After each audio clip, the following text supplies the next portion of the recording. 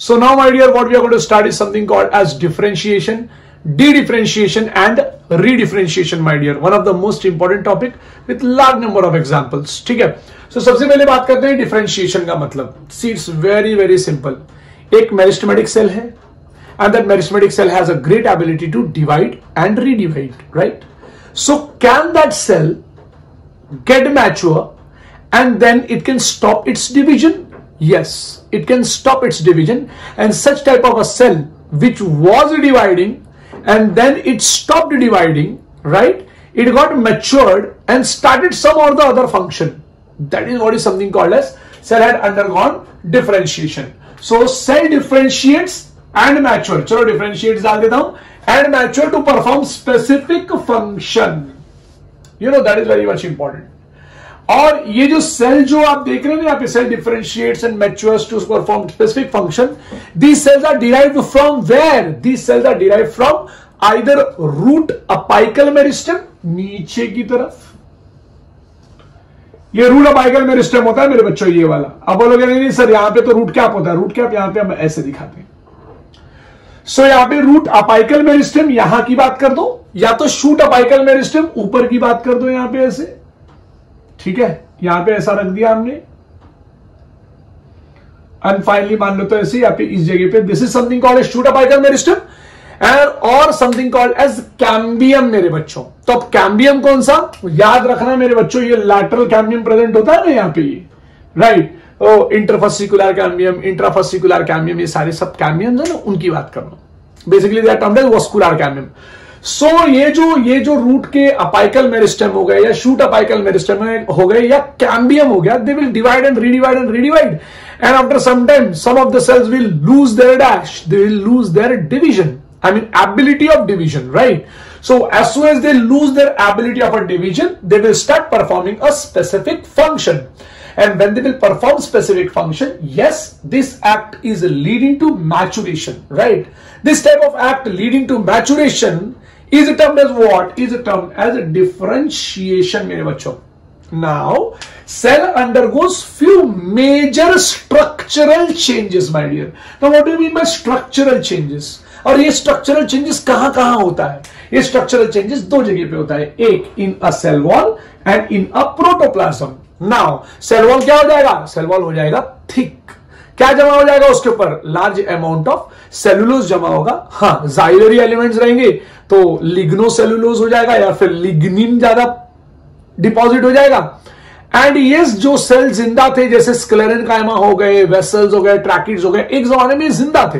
After that they lose their nucleus and they started their own function of conduction, but they performed it, right. मैं sclerenchyma cell की बात नहीं कर रहा, मैं वेसल्स और समथिंग कॉल्ड एज ट्रैकिड की बात कर रहा हूं. लेकिन अगर आप उसी जगह पे फाइबर, जाइलम फाइबर्स या जाइलम स्क्लेरेनकाइमा की बात करेंगे तो उन्होंने क्या किया?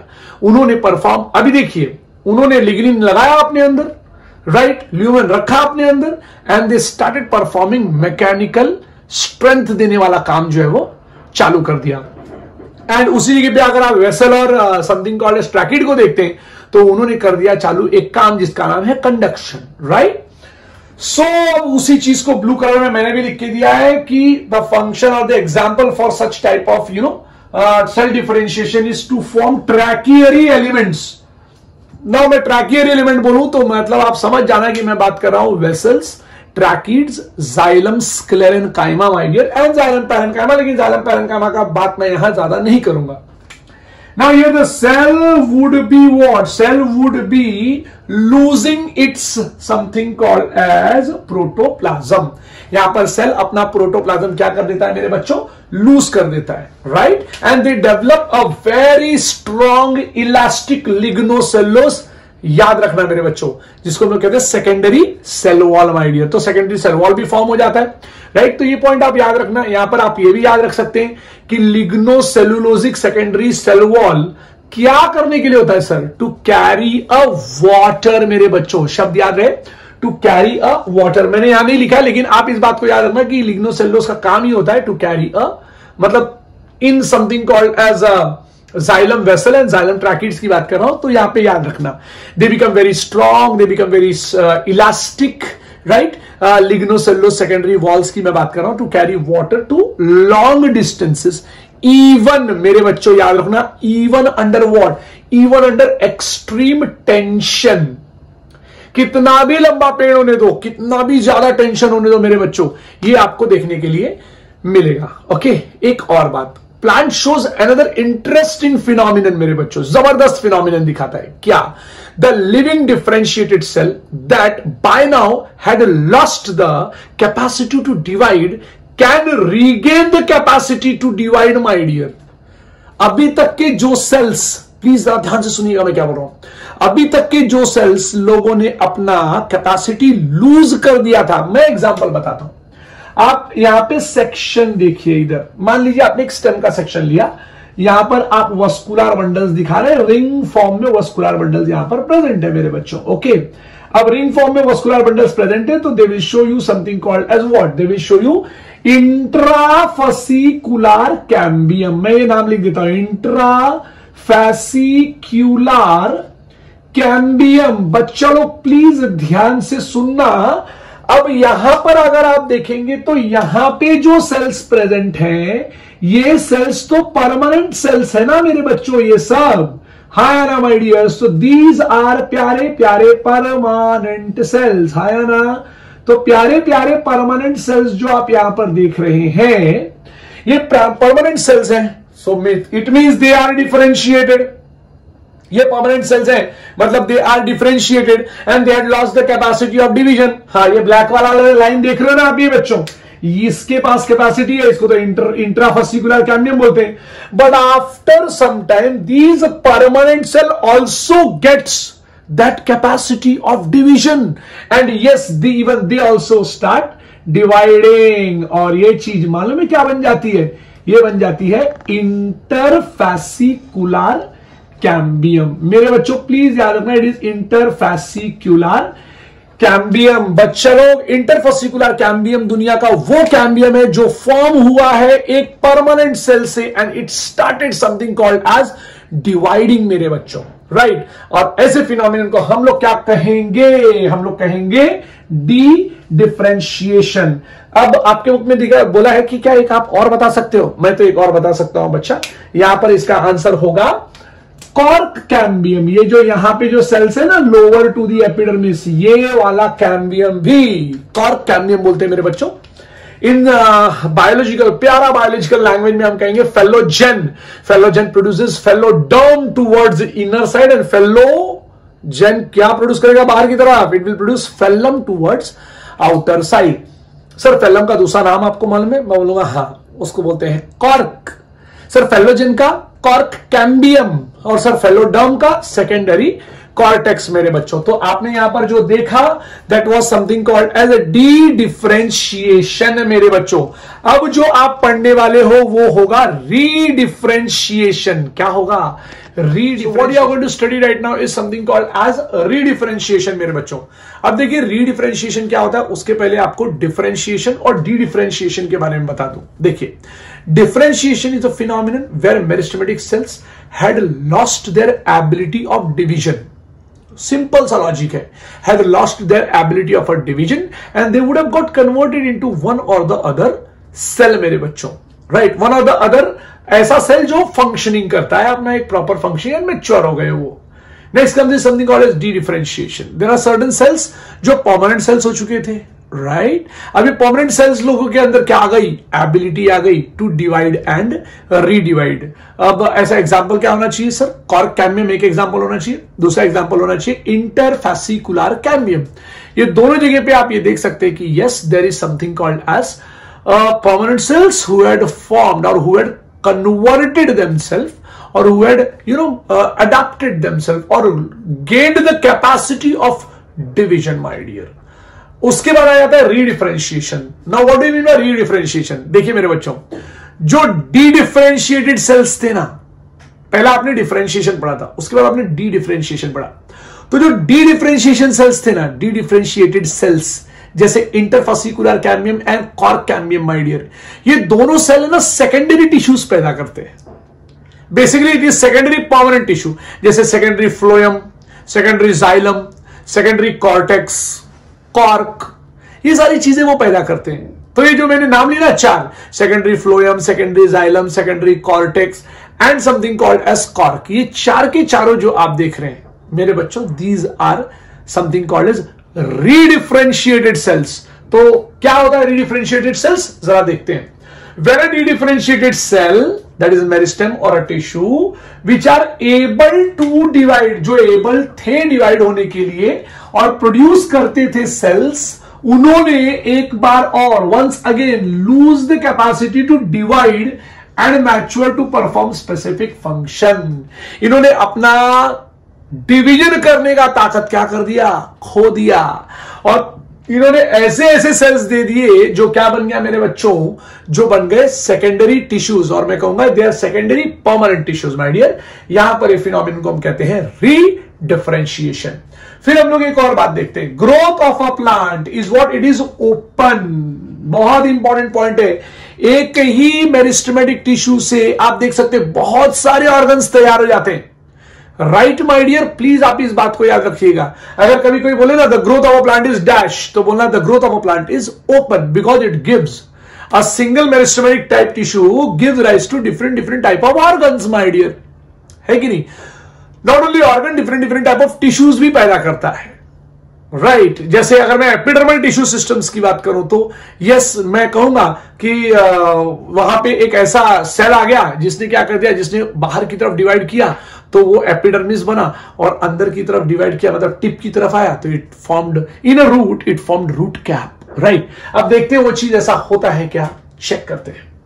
सो डिफरेंशिएट, अब ये बात तो आप याद रखना, ये determinate and indeterminate type of growth होता है। एक जो बढ़ते ही चला जाता है, यहां पे ओपन टाइप के लिए दो फिनोमिनन रखा है, डिटर्मिनेट एंड इनडिटर्मिनेट, और दूसरा होता है डिटर्मिनेट, मतलब एक लेवल तक जाके रुक जाता है। जैसे मैंगो का फल, अब वो वाटरमेलन इतना बड़ा तो हो नहीं जाएगा, right. So that is determinate, उसका डिटरमाइंड ग्रोथ है। अब मैंगो का लीफ जो है वो नारियल की लीफ की इतनी बड़ी तो हो नहीं जाएगी, वो तो उतनी ही बड़ी रहेगी। That is what is something called as determinate growth. Now what do you mean by indeterminate growth, जो रुकता ही नहीं है। फॉर एग्जांपल रूट हो गया और स्टेम हो गया, they will go on growing and growing and growing till the plant dies my dear, do you know that. तो that is what is determinate and indeterminate growth, जहां पर growth of a plant is open. अब हम जो यहां पर एक और बात करते हैं वो होता है डिफरेंशिएशन। इस plant is also open, why, because cells or tissue arising out of the same meristem have different structure at maturity। अब इस बात को आप समझने की कोशिश कीजिए कि इंटरफेसिकुलर कैम्बियम अंदर की तरफ प्रोड्यूस करता है जाइलम और बाहर की तरफ प्रोड्यूस करता है फ्लोएम। बेसिकली मैं पूरे वस्कुलर कैम्बियम की बात कर लूं तो it produces xylem towards inner side and phloem towards outer side, and that is what is a very important fact or a point जो हमको यहां देखने के लिए मिलता है कि इस फिनोमिनन को तो हम ओपन कहते हैं, ओपन ग्रोथ कहते हैं। Why it is open growth, क्योंकि एक सिंगल कैम्बियम, अभी आप ही सोचिए ना, वस्कुलर कैम्बियम यहां पे बना हुआ है, ये वस्कुलर कैम्बियम अंदर की तरफ जाइलम प्रोड्यूस कर रहा है और बाहर की तरफ फ्लोएम प्रोड्यूस कर रहा है। That is what is the point. तो इस टाइप के ग्रोथ को हम कहते हैं ओपन ग्रोथ माय डियर, ये बात आप याद रखिएगा। दूसरा, द फाइनल स्ट्रक्चर और maturity of a cell tissue, cell और a tissue is also determined by the location of the cell with in.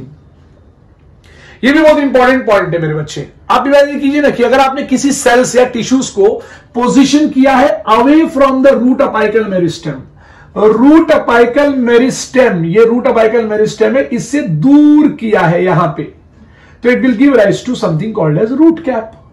C it will differentiate and will give rise to root cap. मतलब अभी मतलब दूर करके रखा है, मैं पीछे जाने की बात नहीं कर रहा हूं, मैं आगे की बात कर रहा हूं। तो आगे की तरफ अगर आप करोगे, अवे की तरफ आप करोगे, तो yes it will give rise to something called as a root cap cells. And mind it, my dear, root cap cells are permanent cells, they are not dividing cells, okay। दूसरा एक और बात, जो सेल पुश्ड हो गए periphery की तरफ, periphery मतलब ये इस बाहर की तरफ, मैं बड़ा बना देता हूं, बाहर की तरफ ऐसा। So this will give rise to epidermis ना मेरे बच्चों, हालांकि इसको बोलते हैं एपिब्लेमा, लेकिन आपकी बुक में एपिडर्मिस लिखा है तो इससे मैं भी ज्यादा परेशान नहीं कर रहा हूं आपको, ठीक है। So pushed towards the periphery will mature as what, as epidermis my dear. ये भी आपको ये बात बहुत अच्छी तरीके से याद रखना है। नॉट ओनली दिस, अब आ गया हमारा एक बहुत ही इंपॉर्टेंट टॉपिक जिसका नाम है development. Now what do you mean by development मेरे बच्चों? बहुत ही सिंपल सा लॉजिक है। डेवलपमेंट का डेफिनेशन तुमको तुम्हारे दिमाग में बिठाने के लिए, development is defined as what? It is defined as increase in the complexity of an organism. Increase in the complexity of an organism. It includes all the changes. मेरे बच्चों देखो मैंने यहां पे लिखा है, development is a term that includes all the changes that an organism goes through during its life cycle. ये तो आप विथ रिस्पेक्ट टू प्लांट पढ़ेंगे तो मैं बताऊंगा, एक प्लांट बहुत छोटा होता है तो उसको जो है वो मान लीजिए मैंगो का हम प्लांट उगाया करते थे बचपन में, तो उसके जो नए नए लीव्स निकलते थे that used to be purple colour और रेडिश इन कलर, बट धीरे धीरे धीरे धीरे it gets converted into green coloured leaf. थोड़ा सा और बड़ा होता है तो it give rise to flower, I mean branches, and उसके बाद फ्लावर्स, एंड उसके बाद प्यारे प्यारे fruits. Now this is what is something called as development goes on my dear. So development is what? See, it's a changes. It's a changes. आप ही देखिए ना, आप अपने बचपन के फोटो को देखिएगा जब आप 1 साल के थे, फिर आप जब 5 साल के थे वो देखिएगा, जब आप 8 इयर्स के हुए तो देखिएगा, 9, 10, 11, 12, 13, 14, 15, 16 इयर्स तक के फोटोज को देखिएगा। See what the changes in your body has come from that time to this time. That is what is development. So development is what? It is all changes that an organism goes through during its life cycle from, अब plant के ऊपर आ जाते हैं, from germination to the seed, germination of a seed to senescence. Now what do you mean by senescence? बहुत सारे जगह पे senescence का मतलब लिखा रहता है कि aging, लेकिन मैं बताना चाहूंगा आपको senescence का मतलब होता है inactivity of organs. ऑर्गन धीरे धीरे धीरे धीरे इनएक्टिवेट होना चालू हो जाते हैं, और जब वो इनएक्टिवेट होते हैं ना मेरे बच्चों, तो यस इट फर्दर फिर बाद में सारे प्रोसेस बंद होना चालू होते हैं, and finally there is something called as death occurs. Basically senescence को ओल्ड एज के साथ जोड़ के देखा जाता है, but that old age comes because of non functioning of the organs which are present inside the plants my dear. तो ये पॉइंट आपके लिए बहुत ज्यादा इंपॉर्टेंट है। आप देखेंगे यहां पे तो कोडवर्ड मेरा है next station Dadar, DDR। Differentiation में मेरिस्टेमेटिक टिश्यू बन जाता है परमानेंट, फिर यहां पे जो परमानेंट है वो बन जाएगा मेरिस्टेमेटिक, और फिर यहां पे जो डी डिफरेंशिएटेड मेरिस्टेमेटिक टिश्यू है वो वापस बन जाएगा परमानेंट। ये प्लीज याद रखना है। M से P हुआ तो डिफरेंशिएशन, फिर वो P से M हुआ, मतलब उस P नहीं, नॉर्मल P से M हुआ तो it's D differentiation. And yes, अगर वो डी डिफरेंशिएटेड मेरिस्टेम्स से वापस परमानेंट सेल्स फॉर्म हुए तो yes it is termed as what? It is termed as क्या मेरे बच्चों? It is termed as something called as redifferentiation. Now I'm going to show you something called a sequence of developmental process in a plant cell मेरे बच्चों। तो ये मैं आपको दिखाने के लिए जा रहा हूं, जरा ध्यान से देखिएगा। मैं थोड़ा इसको रब करूंगा लेकिन आप इसको देखिएगा, ठीक है? चलो मेरे को ये मिटाना पड़ेगा थोड़ा सा, फिर मैं आपके लिए प्यारा सा डायग्राम बनाऊंगा और आप देखना और मुझे बताना कि आपको समझ में आया कि नहीं। नाउ व्हेन आई से सच टाइप ऑफ थिंग्स कि भाई देखो यहां पे डिफरेंशिएशन हुआ है, यहां पे डी डिफरेंशिएशन हुआ है, तो आप जरा आजू बाजू अपने पता लगा के बताना मुझे, और जूम लेक्चर में आप इसको डिस्क्राइब भी करना मेरे साथ कि आपने क्या चेंजेस देखे। मुझे एनिमल में चेंजेस नहीं चाहिए भाई, मुझे चेंजेस चाहिए प्लांट्स में, ठीक है? हालांकि मैंने तो बता ही दिया, बट आपका मुझे व्यू चाहिए, so I need your view, right? Now what happens, just have a check. सबसे पहला आ जाता है यहां पे मेरिस्टेमेटिक सेल, मैं यहां पे रख देता हूं, ये है प्यारा प्यारा meristematic cell. Okay, now this meristematic cell it undergoes what? It undergoes plasmatic, बहुत इंपॉर्टेंट पॉइंट है, plasmatic growth. Now what do you mean by plasmatic growth?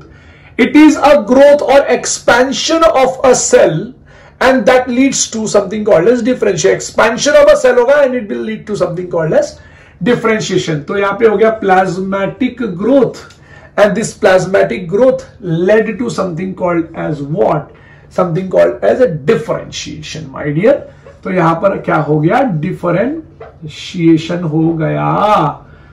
Okay, so what is प्लाज्मेटिक growth? कोई भी सेल क्या करेगा, बहुत सारा खाना खाएगा और खाना खाने के बाद वो अपने आप को क्या कर देगा, डिफरेंशिएट कर देगा, तो हम उसको कहेंगे उसका प्लाज्मेटिक ग्रोथ हो गया है। एक बात याद रखना, वो बहुत सारा खाना खाएगा, बहुत सारा अपने अंदर एनर्जी जमा करेगा, और अगर जरूरत पड़ी तो it will get converted into something called as dividing cell, और अगर डिवाइडिंग सेल वो बना तो it will lead to something called as what, cell division my dear. तो ये आप इस पैटर्न को याद रखना, और वो बन जाता है मेरिस्टेमेटिक सेल। सो मेरिस्टेमेटिक सेल्स का आदत क्या हुआ, क्या सीखा आपने? Meristematic cells are the type of cells who has a great ability to have large amount of food in them and show a large number of respiration करना बहुत तेजी से, and large number of production of ATP molecule takes place, large number of mitochondria is present and they show plasmatic growth again, मतलब वो खाएंगे, प्लाज्मेटिक growth करेंगे, बड़े होंगे, and then they will divide. ये उनका कहानी है। लेकिन कुछ सेल उसमें से क्या हो जाते हैं, वो डिफरेंशिएशन कर लेते हैं। जब वो डिफरेंशिएशन करते रहते हैं, उस मौके पे उनके साथ होता है एक प्रोसेस जिसका नाम है एक्सपेंशन माय डियर। इस एक्सपेंशन को हम इलोंगेशन भी कहते हैं। तो आप जरा भूलना मत, expansion is nothing but elongation. एक बार एक्सपेंशन हो गया, that will lead to something called as maturation. एक बार मैचुरेशन हो गया तो ये मैच्योर सेल, ठीक है, ये mature cell will undergo a process called as dash senescence रे बाबा। तो SEN सेनेसेंस, ये भी बहुत इंपॉर्टेंट पॉइंट है भाई। SENES CENCE सेनेसेंस के बाद हो जाता है इसका डेथ। या तो ये अपना ये वाला सर्कुलेशन फिनोमिनन चालू रखेगा, या तो एक्सपेंशन और इलोंगेशन होगा, डिफरेंशिएशन होगा, डिफरेंशिएशन के बाद होगा समथिंग, मैं ये एरो कर देता हूं यहां पे, मैचुरेशन होगा, मैचुरेशन मैच्योर सेल बनेगा, सेनेसेंस होगा, मतलब उसके जो ऑर्गन्स है वो धीरे धीरे धीरे धीरे इनएक्टिव होते चले जाएंगे, and finally it will cease its life. Okay, now plan to follow different pathways in response to environment और फेज ऑफ अ लाइफ। ये बहुत जबरदस्त पाथवे ना अपने आप को चेंज करने की कोशिश करते हैं। Phase of a life, to form what, to form different kind of structures. ये प्लांट बड़े चालाक होते हैं, वो अलग अलग टाइप का स्ट्रक्चर्स फॉर्म करते हैं। ध्यान से सुनो मैं क्या बोल रहा हूं।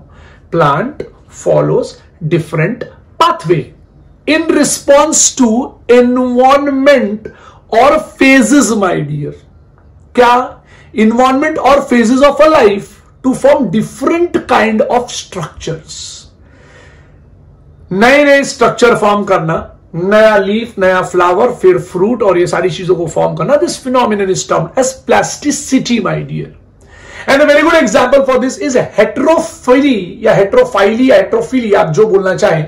Heterophylly in cotton, heterophylly in coriander, heterophylly in larkspur. मेरे बच्चों, ये इनिशियली वो जो कोरिएंडर होता है ना, इनिशियली उसके लीफ को अगर आप देखेंगे ना तो वो ऐसा नॉर्मल होता है, ऐसा, ये ऐसा हल्का सा ऐसा होता है, ये इस तरीके से।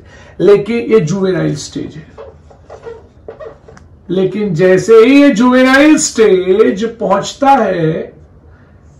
है something called as adult stage में ना मेरे बच्चों, ये एडल्ट स्टेज में जाने के बाद ये ऐसा हो जाता है,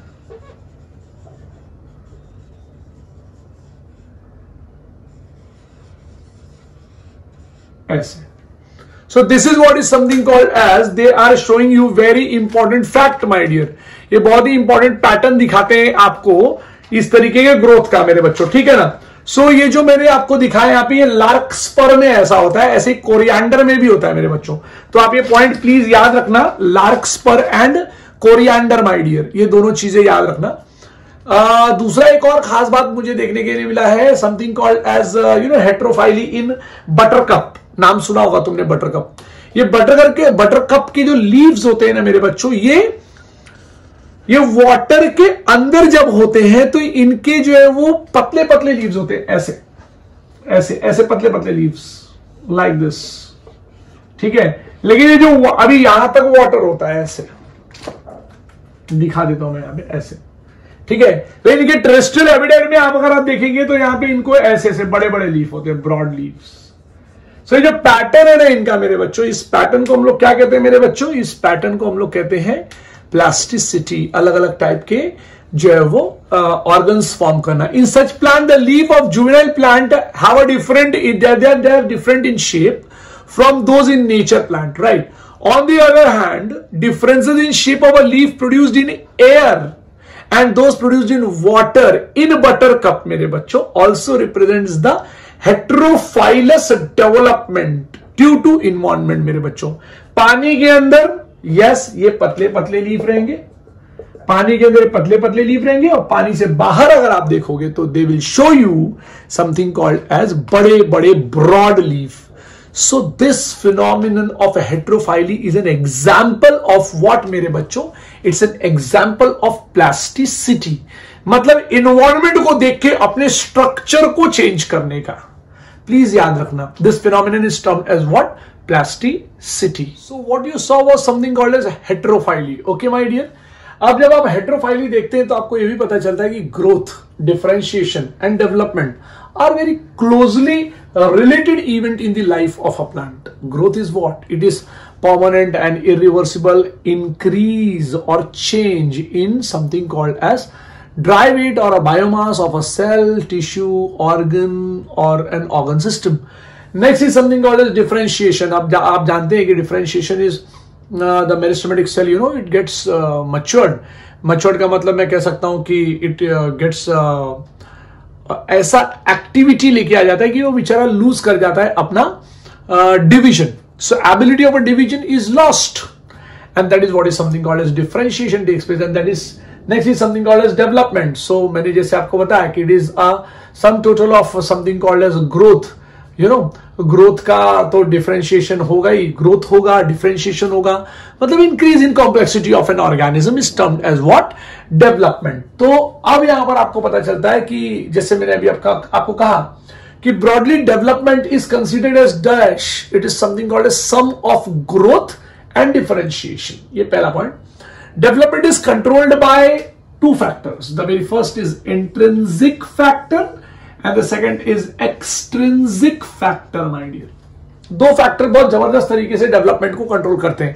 ये बात आप जो है वो अपने एनिमल्स के लिए भी लगा सकते हैं। फिलहाल हम यहां पर प्लांट पढ़ रहे हैं, आप इस बात का ध्यान रखिएगा। So development is controlled by two factors. The very first is intrinsic factor, second is extrinsic factor. Now what do you mean by the word intrinsic factor? Intrinsic factors are the type of factors which affect from inside the plant body, right? The very first is intercellular और intracellular भी होता है मेरे बच्चों। तो intercellular factor which is controlling the development is plant growth regulators। और ये plant growth regulators होते हैं एक्चुअली 5 टाइप के। ये plant growth regulators जो आप पढ़ रहे हैं, मैं अभी इसके बारे में बहुत कुछ बोलने वाला हूं, लेकिन उसके पहले मैं थोड़ा सा यहां पर आ जाता हूं। इंट्रासेलुलर माने सेल के अंदर कौन कौन से फैक्टर जो एकदम कोर फैक्टर्स है जो अफेक्ट करते हैं डेवलपमेंट को, that is something called as genetic. आप ही सोचिए ना कि किसी बॉडी में जीन्स में गड़बड़ हो जाए या डीएनए में गड़बड़ हो जाए या क्रोमोसोम में गड़बड़ हो जाए तो कितना बड़ा प्रॉब्लम हो सकता है। That is what is being shown here. There are certain extrinsic factors also मेरे बच्चों, और आप जानते हैं उन एक्सट्रिंसिक फैक्टर्स को, हमने पहले भी डिस्कस कर चुके हैं हम लोग।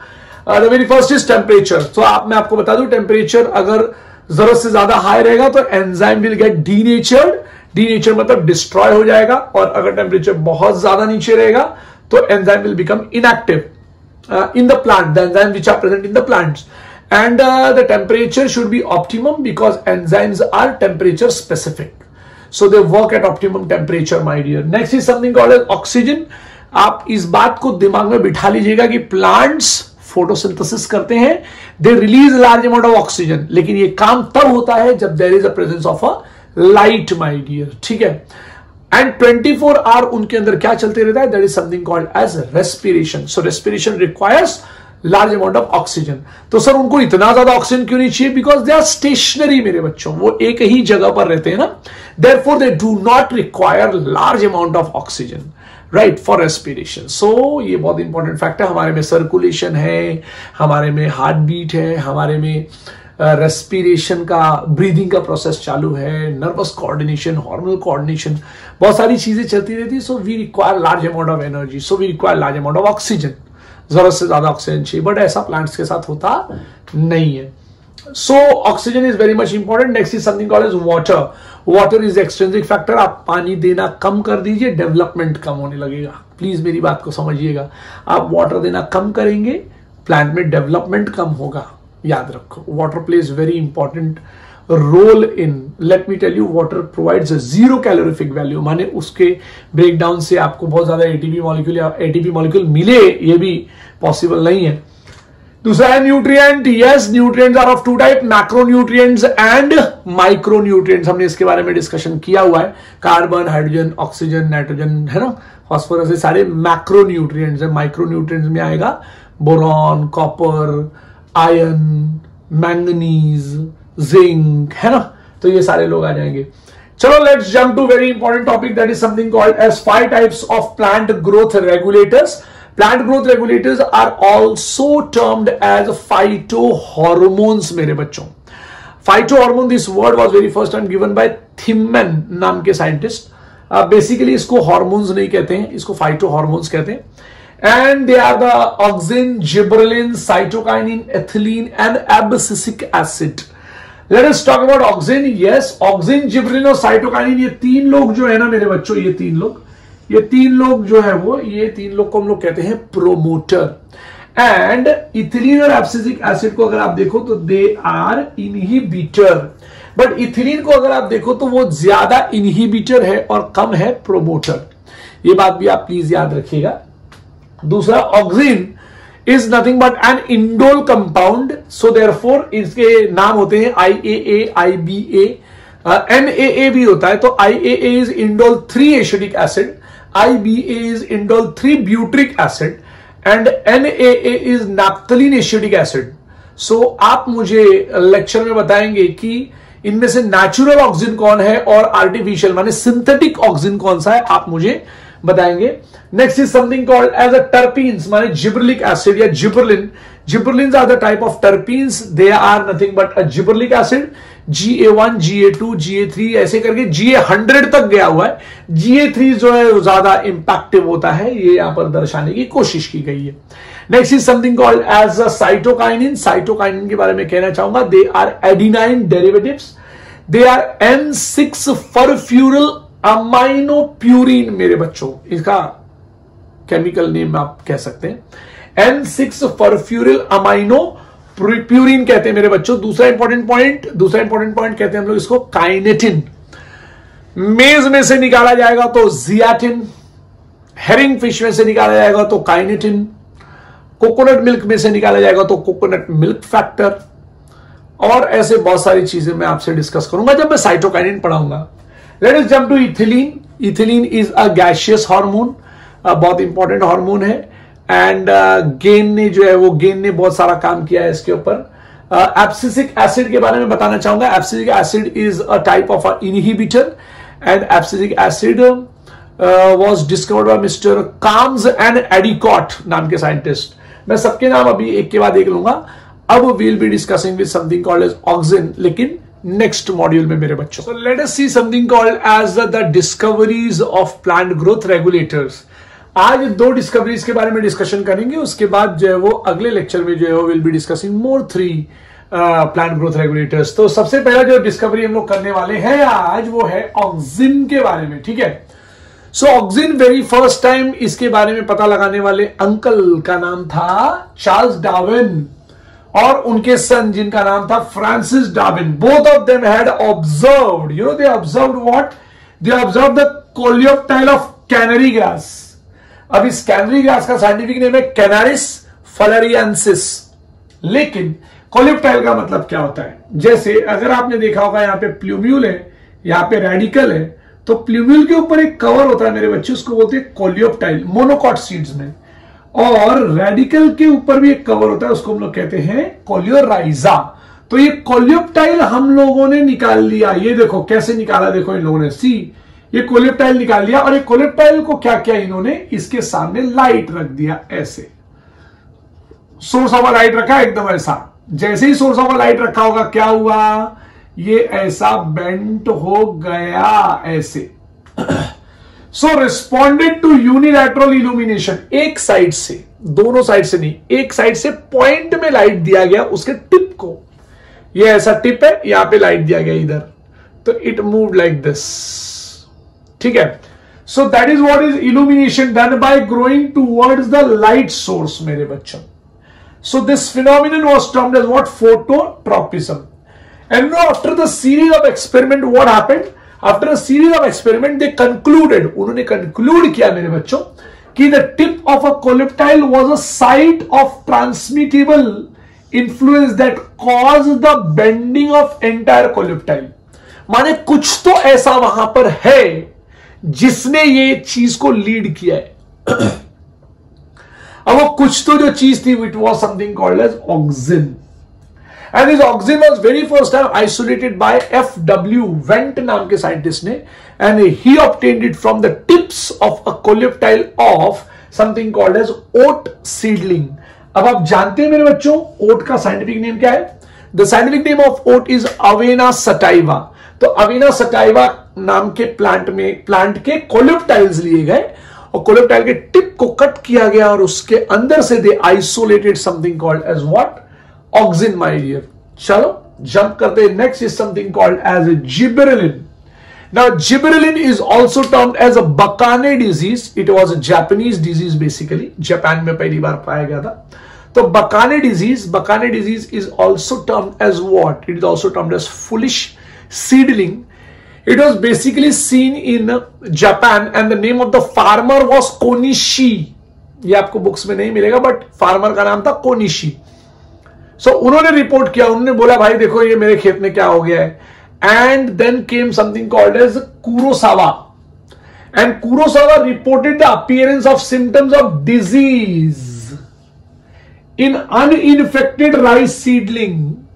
एक uninfected rice seedling लिया और उसको क्या किया मालूम है, उसको ट्रीट किया स्टेराइल फिल्ट्रेट्स ऑफ फंगस से। You know what happened? सबसे पहले तो जब उन्होंने खेत में देखा तो उन्होंने देखा कि अरे बाप रे, इसमें तो बहुत तेजी से बड़े हो गए प्लांट्स, लंबे 6-6 फीट 7-7 फीट। राइस का प्लांट माय डियर्स, राइस का प्लांट 3 फीट का होता है, चिंटू एकदम। तो 6 फीट लंबा हो गया ये राइस का प्लांट। क्यों हुआ लंबा?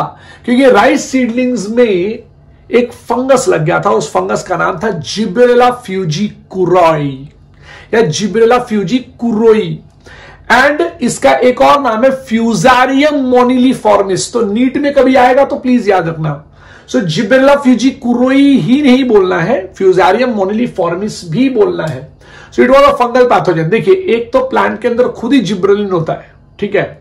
अब फंगस जिब्रेला फ्यूजिकुरोई जब लगा उसको तो और ज्यादा जिब्रेलिक एसिड या जिब्रेलिन हो गया, जिसकी वजह से द हाइट शूटेड अप। तो आप इससे दिमाग लगा सकते हैं कि यहां पर इंटरनोडल इलोंगेशन हुआ है, जो शुगर केन के प्लांट्स के लिए बहुत ही ज्यादा फायदेमंद हो सकता है मेरे बच्चों। तो ये पॉइंट आपको याद रखना है मेरे बच्चों। यहां पे ई कुरोसावा का डिस्कवरी है और आगे और भी बहुत सारे लोग आएंगे। Yabuta and Sumiki will come in a picture to perform the bioassay of gibberellin, isolation of gibberellin will occur. तो ये सारी की सारी चीजें ये मैं दूंगा आपको नेक्स्ट लेक्चर में। Thank you to all of your my dear, have a good day.